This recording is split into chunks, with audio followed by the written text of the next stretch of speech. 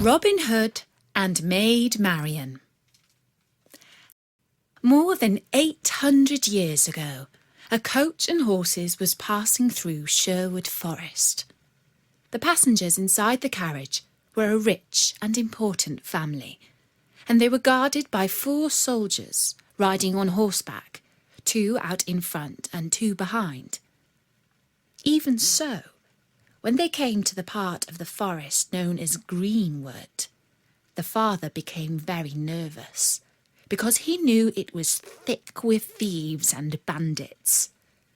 His wife noticed that his finger was tapping on his knee, and she put her hand on top of his to calm his nerves.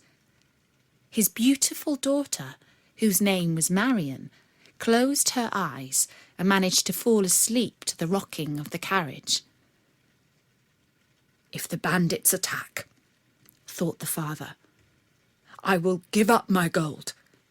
But I only pray that they do not touch a hair on the head of my dear Marian." And then what he feared happened. At first, the family did not even realise that they were being attacked. The robbers jumped down from the trees above and pulled the soldiers off their horses and onto the ground. It was all so skillfully planned that the guards were overpowered in less than a minute. The coach driver tried to whip up the horses to make them fly forward, but it was useless, for a tree lay across the road and he had to pull them up with a sharp jolt. They were caught in a trap. The father expected to hear the age-old cry of the highwayman, "Stand and deliver!" which meant that they were to get out of their carriage and hand over their valuables. But instead, there was a polite tap on the door of the carriage, and a voice said, "Dear sir, be so kind as to step outside." "Ah, they mock me," the father said to his wife.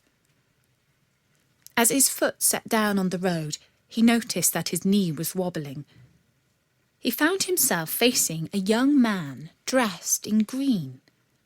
Behind him stood 6 men, dressed in the same colour and armed with swords and long bows. "Here," said the father, "take this purse of gold. Only, I beg you, do not touch my wife or daughter. I swear by Saint Mary and all that is sacred that they have no jewels or valuables on their persons." In fact, this was not true. His wife at that moment was busy stuffing the jewels down the front of her dress. "Good gracious," said the leader of the bandits. "What do you take me for? I would do no harm to a lady." At that moment, Maid Marian jumped down out of the carriage. "What are you doing?" cried the father. "Get back, dear, this instant!" But Maid Marian was a high-spirited young lady with a fiery temper. She went up to the bandit leader and slapped him around the face. "Take that, you coward," she said. "Give me a sword and I'll show you how to fight." The father was horrified, for he had no idea that his daughter practised fencing with her brothers and was more skilled with a sword than any of them. She was no mean shot with a long bow and arrow too, but he had no inkling of that either. The robber touched the side of his face where she had swiped him. "I would that that were a kiss," he said. "But your hand stings sweetly all the same. Now, my beautiful Amazon, spare your temper.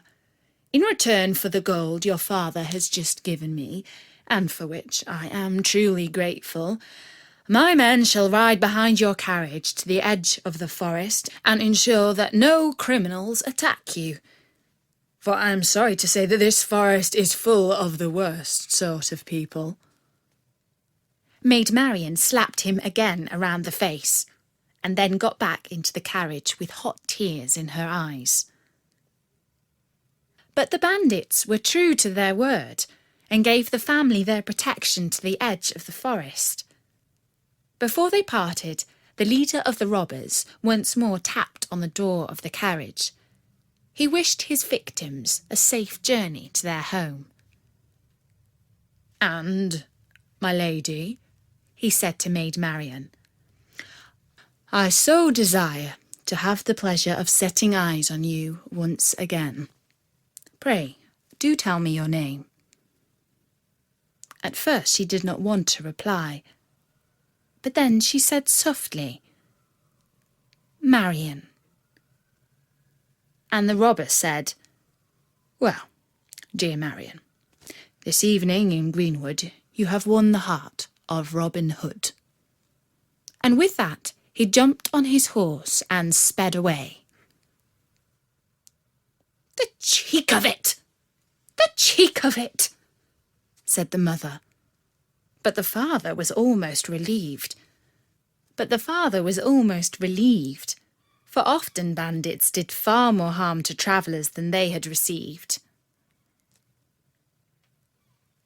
2 months went past, and Marian's father and mother decided that it was time for her to wed. They began talks with a rich lord whose eldest son was good-looking but extremely arrogant. When they told Marian that she must marry him, she was furious. "Do not I have any say in the matter?" she said. "My dear," said her father, "you are young and do not know what is best for you." But Marian's character was not the sort that could be forced to do anything unless she wanted it herself. And so she resolved to run away. She knew that many of the local boys from poor families had gone to Sherwood Forest and become outlaws. Some were robbers, but others lived by hunting the king's deer, which was against the law. She cut her own hair, dressed herself as a page boy, armed herself with a sword and long bow, and rode off on the fastest horse in her father's stable. Nobody knew better than her that it was dangerous to ride through the forest, especially alone. But she did not care, because she was so angry at the thought of marrying a man that she did not love or even like. "If I meet the robbers, I shall fight them," she said to herself.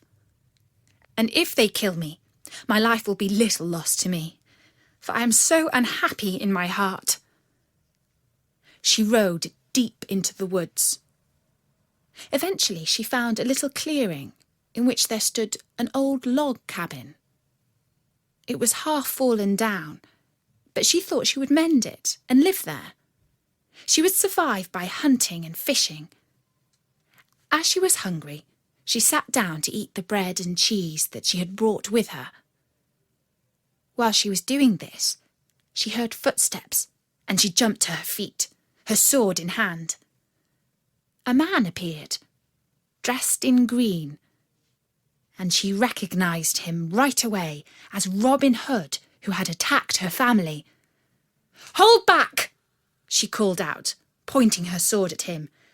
"For if you try and rob me, it will cost you your life." Robin was interested to find this spirited lad with no sign of any bristle on his chin.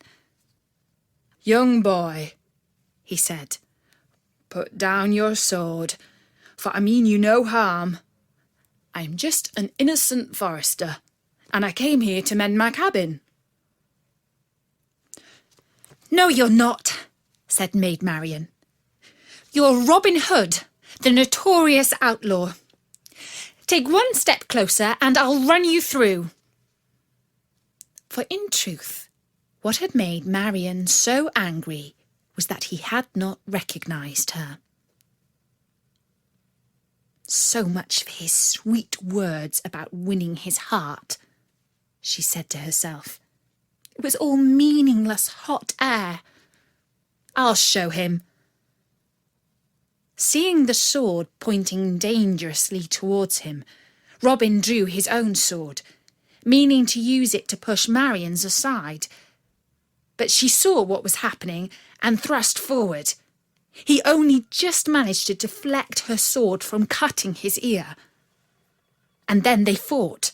They clashed, they thrust, they parried, they twirled. Marian drew blood from Robin's cheek, and that inflamed his anger. Then he fought back with all his strength. But she was nimble-footed and skilled. Even so, she took a cut above her eye. Now she was blinded by her own blood, and she was cutting wildly about her with her sword. Robin managed to get behind her and wrestle her to the ground. "Gently, gently," he was saying. "Calm yourself now. Time to stop fighting and be friends.